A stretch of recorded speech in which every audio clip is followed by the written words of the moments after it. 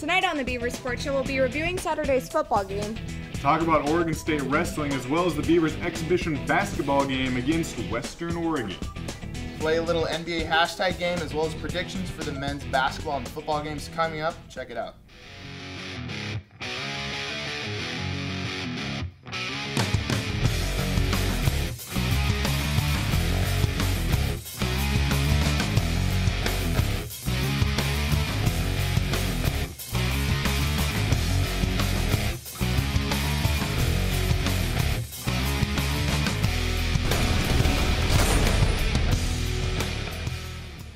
Welcome to another episode, Beaver Nation. I'm Jenna Lade. I'm Josh Warden. And I'm Jake McGrady. And to kick it off, here is Andy Beckers interviewing some tailgaters at Saturday's game.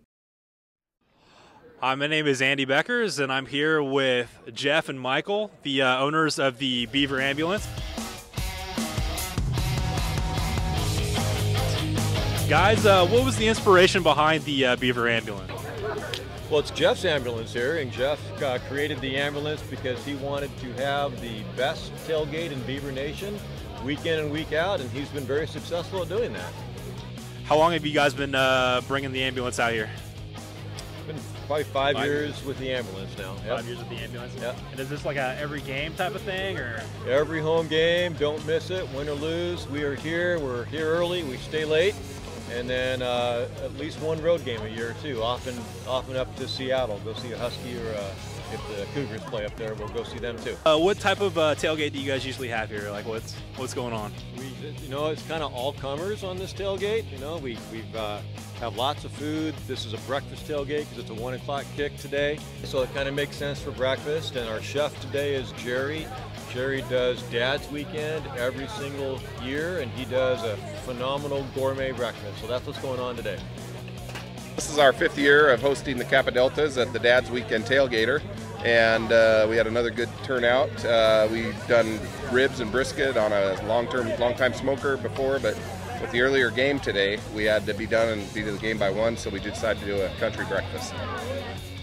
So about how long does it take to set up and prepare for all this? Well, this morning, fortunately, the crew that we tailgate with is all real helpful, and we were within a half hour of getting here, we were able to start cooking, and we were cooking for about 2 hours before everybody started arriving, have everything ready and chafing dishes, and we want everybody to be able to come and enjoy themselves and relax and make sure everybody gets plenty to eat.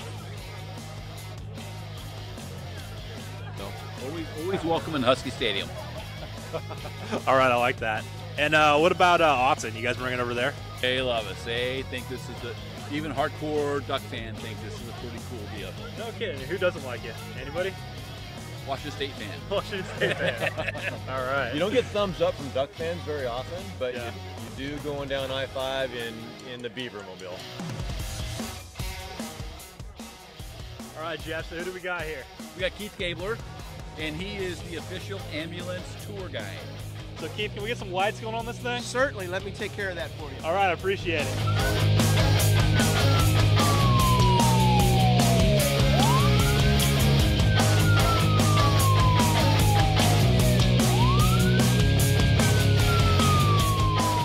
Well, thanks a lot for the interview, guys. Yeah, thank you. All right, appreciate it. Have a good one. Absolutely. Thanks for stopping by. We'll be here next year, Dad's Weekend. Look for us. All right, I really appreciate it, man. Thank you very much. Kappa Delta Dads are the best. All right, thanks, Jerry. You bet. All right, so I'm Andy Beckers for the Beaver Sports Show, signing off. Go Beavs! It was Dad's Weekend, Saturday, November 8th, as the Oregon State football team took on the Washington State Cougars in another Pac-12 matchup.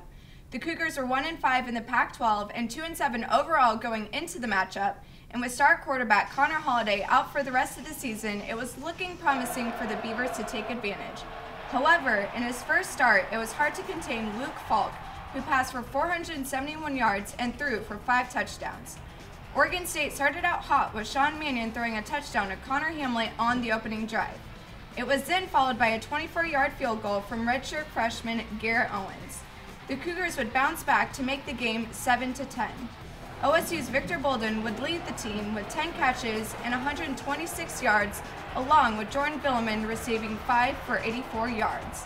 Teron Ward collected a rushing touchdown in the third quarter, which brought the score to 24-22 in favor of the Cougars. Oregon State would call on the freshman Owens again, and he bangs it in to give the Beavers a 25-24 lead at the 14:51 mark in the fourth quarter. However, the lead would not sustain as Falk would throw an 18-yard pass to Don Williams to take back the lead. The Beavers tried to answer, but despite their best efforts, could not get to the end zone as Sean Mannion was sacked 4 times throughout the game. The Beavers were bound to struggle as they grabbed 10 penalties, which included taking 6 points off the board after a Victor Bolden reception. Sean Mannion did pass for 419 yards and no picks, but Falk and the Cougars' offense were too much for Oregon State. The Beavers take on the Arizona State Sun Devils this Saturday at 7:45 p.m. at Racer Stadium. And now here's Michelle Pegan with men's wrestling. Thursday, November 6th, the Oregon State wrestling team competed in the annual Orange and Black Inter-Squad Scrimmage.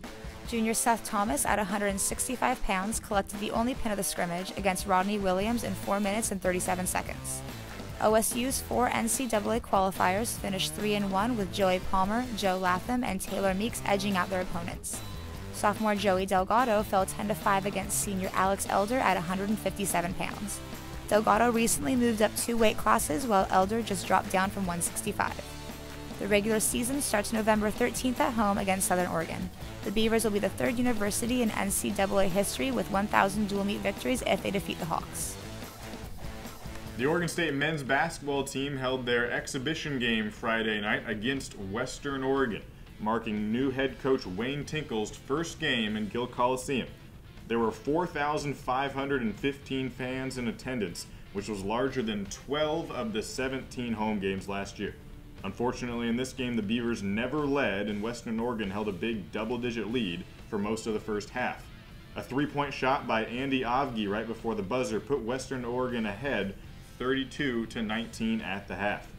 Once Western Oregon expanded this advantage to 18 points, the Beavers began to respond. With 3 minutes left in the game, Gary Payton showed up with a huge dunk to close the gap to 6 points. The Beavers outscored Western Oregon over the next 10 minutes, 22-10, closing in the score 54-45. But in the end, Western Oregon came out on top with a final of 57-47. After the game, Coach Tinkle, alongside Gary Payton and Olaf Schaffner, gave his take on the Beavers' performance. What we were looking to accomplish was how hard we were going to play and how much we were going to play together. Because we obviously don't know much about ourselves yet. You know, we've got guys that haven't played a whole lot, and we're all, you know, new and together in this. So really, it wasn't much more than that. But we didn't do an acceptable enough job. They outplayed us effort-wise. I think they were more together than us. The third thing is smarter. We talk about how hard, smart, and together. And so we said, guys, we have to play harder than our opponent no matter who they are, and we can control them. These are things that we can control no matter who we're playing against. How much we play together, okay? And then the smart part is going to come with experience playing together and time. But we weren't close to playing the way we expect. All right, now it's time for NBA hashtag that. So, hashtag number 1. Some things never change. So good old Steve Blake the other night against the Nuggets decided to level out Kenneth Faried after a back pick. Rewind back to the college days where he tried to find one of his teammates at a practice. Is he taking things too personally? I don't really know. He's kind of a hothead. Give a hashtag for Steve. Go ahead, Jake. Well, as all Blazer fans know, Steve Blake's a huge Portland guy, been in and out of Portland, but Steve Blake's kind of got that little edge to him. So I'm going to go hashtag Savage Stevie with 2 money signs with a little angry little Steve with angry eyes in the corner, because Steve Blake, you know, he doesn't back down. He's a facilitator, veteran, tried to fight Dwight Howard. Savage. That looks just like him. Spitting resemblance with those nub arms. Steve. No hands. Okay. Josh, go ahead. All right. Coaches, when they're coaching their players up, when they're getting screened, coaches tell players, get over the screen. You got to get over and guard your player. More so than that, Kenneth Faried has to get over being pancaked by Steve Blake. He needs to get over the screen. He needs to get over flopping on that. Hashtag get over. Valid point. That was yours came with a little bit better backup, but I gotta give it to Jake. Savage Stevie. Savage TV money sign. All right, so hashtag number 2. LeBron James recorded a triple-double against the Pelicans with 32 points, 12 rebounds, and 10 assists. He went on to say that he owed it to the fans and that he still owes them more. Give a hashtag for how you think he performed the other night. Jake? So, obviously, basketball fans know LeBron and the Cavs have struggled a little bit as of late, but last game, huge game. I think they're right back on track. It was going to take some time for the team to mesh. So I'm going to go hashtag Return of the King, which is also a Lord of the Rings reference, with LeBron's hand reaching for a ring. He has 4 fingers. Yeah, I mean, Return of the King, LeBron's back. Cavs are searching for that ring, like Lord of the Rings. 4 things, the king. Four thing, the king. Josh, go ahead. Players say they got to keep it 100. LeBron James has to do that 82 games a season, night in, night out. Hashtag keep it 82, LeBron James. It's a long hashtag. Is that even acceptable on Twitter? Yeah. I If wrote he doesn't down use the the number. letters. I wrote All down right, the letters. okay, So okay. it works. Keep it 82. All right. Yes. I'm giving this one to Josh because the graphics isn't going to work every single time. Sorry, Jake. Love it, but we'll see for this third one. All right, tied game, last hashtag. All right, tied. Knicks president Phil Jackson was not happy after NBA Commissioner Adam Silver basically poked fun at the team's new triangle offense, saying it clearly looked as though the Knicks were still learning. Give a hashtag for your opinion if you think this is really appropriate for a commissioner to say and to make such comments. So, Jake, go ahead. Well, Silver's new. You know, I don't think it's appropriate per se for him to say that, but let's just say the Knicks are having their trouble. I'm going to go hashtag trigonometry trubs. Because the triangle offense, as we all know, only works with offensive weapons, and the Knicks don't have any weapons except for Carmelo. So trigonometry trubs. I don't know if that's how you spell trigonometry. Is it close? Yeah. Which means triangle, by the way. The mathematics of triangles. That's great. Okay, Josh, go ahead. You went with trigonometry. I'm just going to go back to geometry class. Remember when you learned about triangles, acute, obtuse? Well, Adam Silver was being obtuse, to use the English version of the word obtuse, when he criticized Phil Jackson, of all coaches, hashtag obtuse. Josh wins that one. Put a little bit more thought into it. All right, so as we know, this upcoming Saturday, the football team is taking on Arizona State here in Reser Stadium. What are your guys' predictions for this game, especially after the loss last weekend? Well, I really thought we were going to have that Washington State game. I thought there were some bright points to it. The offense was, I think, one of the biggest struggles of the game. We had those points where we thought we were going to get it going, but Arizona State's a completely well-rounded team. They can pass, they can run, and our run defense, as we can see, has not been good at all. So I think they're going to pound it on the floor. Kelly's been having a great year. He's going to pass it, but I don't know. It's going to be a tough one, really tough. It's hard to pick, but just by sheer Beaver Nation spirit, I'm going to give the Beavs a miraculous win. I'm going to say somehow Mannion comes out. Bolden's going to have a big game. Offensive line has to play tremendous, which we haven't done quite so far, but you know what? I'm just going to go Beavers on this one, maybe by a field goal. Tight game. If Victor Bolden does have a big game, if he has 10 receptions or more, he will be the first Oregon State player ever to have 3 consecutive games with double-digit receptions. How about that? No, Brandon Cooks, Mike Hass never did that. Yeah. Victor Bolden will be the first one ever.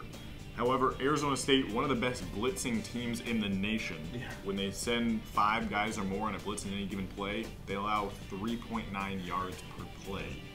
They blitz very well. They're solid on defense. They got their starting quarterback back in the game with Taylor Kelly, who was out previously with injury. They just beat Notre Dame.